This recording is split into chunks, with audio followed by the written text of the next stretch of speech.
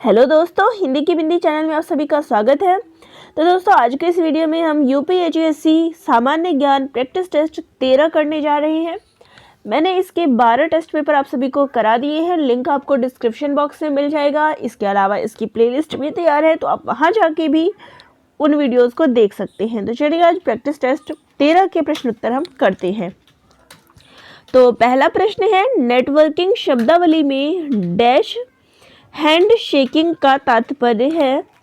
तो hand shaking का जो तात्पर्य है वो है इनमें से कोई नहीं, क्योंकि ये जो है, तो हैंड शेकिंग का जो तात्पर्य है वो ये है कि सूचना प्रौद्योगिकी में दूरसंचार और संबंध क्षेत्रों के संदर्भ में जब दो कंप्यूटरों के मध्य संचार द्वारा संचार आरंभ होने से पहले संचार के मानकों को तय किया जाता है, तो जो ये प्रक्रिया होती है वो हैंडशेकिंग कहलाती है। तो इसमें से एक भी ऑप्शंस का सही नहीं है। अगला प्रश्न है, 2022 का अंतर्राष्ट्रीय बुकर पुरस्कार किसे प्रदान किया गया। तो इसका सही उत्तर है गीतांजलि श्री को। अगला है, थॉमस कप 2022 का विजेता कौन सा देश है। तो इसका सही उत्तर है भारत। अगला प्रश्न है, निम्नलिखित में से कौन एक विश्व का विशालतम पारिस्थितिकी तंत्र है। तो वो है समुद्र। अगला प्रश्न है, ओजोन परत मुख्यतः जहां अवस्थित रहती है वह है, तो वह है स्ट्रेटोस्फीयर। अगला है, कोयला आधारित तापीय बिजली घर अम्ल वर्षा में अंशदायी होते हैं, और इसका कारण जो है वो है कोयले के जलने पर कार्बन की ऑक्साइडें उत्सर्जित होती है। तो इसका सही उत्तर है कि दोनों ही बिंदु सही है, सही बात दोनों ही बताई है, लेकिन ए जो है वो बी का मतलब जो आर जो है वो ए का स्पष्टीकरण नहीं करता। दोनों में मतलब बातें तो दोनों ही सही है, लेकिन दोनों में कोई तुक नहीं मिलता। अगला है, world wild life fund WWF का प्रतीक कौन जानवर है। तो इसका सही उत्तर है जायंट पांडा। अगला प्रश्न है, भारत में स्थापित पहला राष्ट्रीय उद्यान है। तो पहला जो राष्ट्रीय उद्यान है वो है जिंक कार्बेट राष्ट्रीय उद्यान। अगला प्रश्न है, नैनार कौन थे। तो वो शैव भक्त थे। अगला है, भारतीय राष्ट्रीय कांग्रेस में सूरत की फूट हुई थी। तो जो सूरत की फूट हुई थी वो हुई थी सन 1907 ईस्वी में। अगला प्रश्न है, भारतीय राष्ट्रीय कांग्रेस के निम्नलिखित अधिवेशनों में से किस एक की अध्यक्षता जवाहरलाल नेहरू ने सर्वप्रथम की थी। तो लाहौर अधिवेशन की जो है उन्होंने सबसे पहले जो है अध्यक्षता इसकी की थी। अगला प्रश्न है, चंद्र ग्रहण कब होता है। तो जब पृथ्वी सूर्य और चंद्रमा के बीच में आ जाती है। अगला प्रश्न है, भारत के संदर्भ में डिडवाना, कुचामन, सरगोल और खाटू किनके नाम हैं। तो ये जो है झीलों के नाम है, लवण झीलों के नाम है। अगला है, भारतीय संविधान का कौन सा अनुच्छेद बच्चों के शोषण के विरुद्ध मौलिक अधिकार से संबंधित है। तो अनुच्छेद 24 जो है इससे संबंधित है। अगला है, भारत के महान न्यायवादी के विषय में निम्नलिखित कथनों पर विचार कीजिए। तो यहाँ जो कुछ कथन दिए गए हैं इनमें से कौन सा जो है सही है। तो इसका सही उत्तर है वह भारत के राष्ट्रपति द्वारा नियुक्त किया जाता है। कथन सही है। उसमें वही योग्यताएं होनी चाहिए जो सर्वोच्च न्यायालय के न्यायाधीश के लिए होनी चाहिए। तो सही है। उसे संसद के किसी भी एक सदन का सदस्य होना चाहिए। तो ये नहीं है।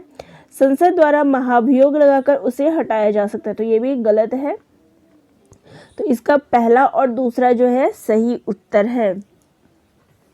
अगला प्रश्न लेते हैं, संघ लोक सेवा आयोग राज्य की आवश्यकताओं की पूर्ति के लिए सहमत हो सकता है।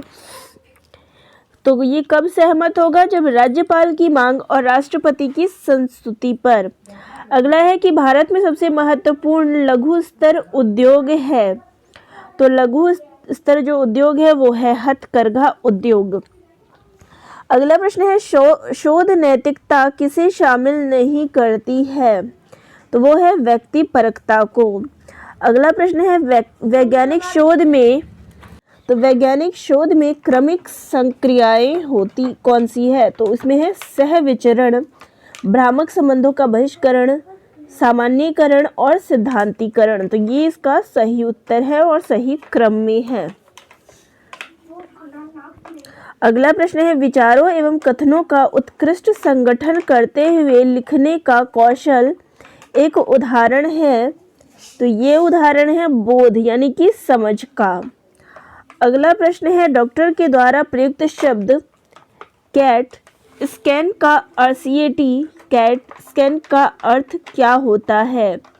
तो ये है कंप्यूटराइज्ड एक्सियल टोमोग्राफी। अगला है निम्नलिखित में से कौन सी सूचना प्रौद्योगिकी पारिभाषिक नहीं है?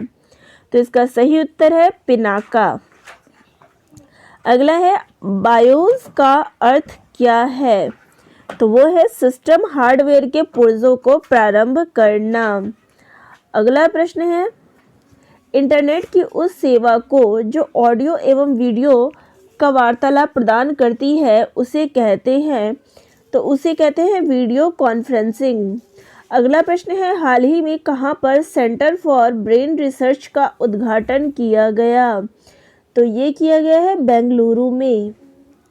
अगला प्रश्न है जून 2022 में किस भारतीय प्रौद्योगिकी संस्थान IIT के सहयोग से military college of telecommunication engineering Mhow में एक भारतीय 5G टेस्ट बेड स्थापित किया जाएगा?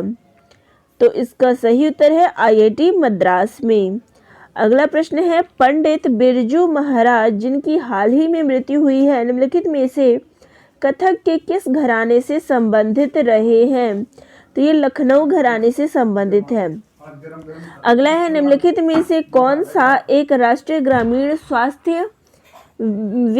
स्वास्थ्य मिशन के संबंध में सही नहीं है? तो इसका सही उत्तर है यह कार्यक्रम 11वीं पंचवर्षीय योजना में आरंभ किया। ये सही नहीं है। और सही क्या है? ग्राम्य स्तर से जिला स्तर तक प्रकार्यात्मक स्वास्थ्य पद्धति इस कार्यक्रम का केंद्र बिंदु है। पीने का पानी तथा सफाई इस कार्यक्रम के प्रमुख घटक है। और अंतिम है राज्यों में स्वास्थ्य तथा परिवार कल्याण विभाग का इस कार्यक्रम में विलय कर लिया था। तो ये तीन जो है इसके सही हैं। ए ऑप्शन इसका सही नहीं है। अगला प्रश्न है जो शोध तात्कालिक अनुप्रयुक्ति का लक्ष्य करता है वह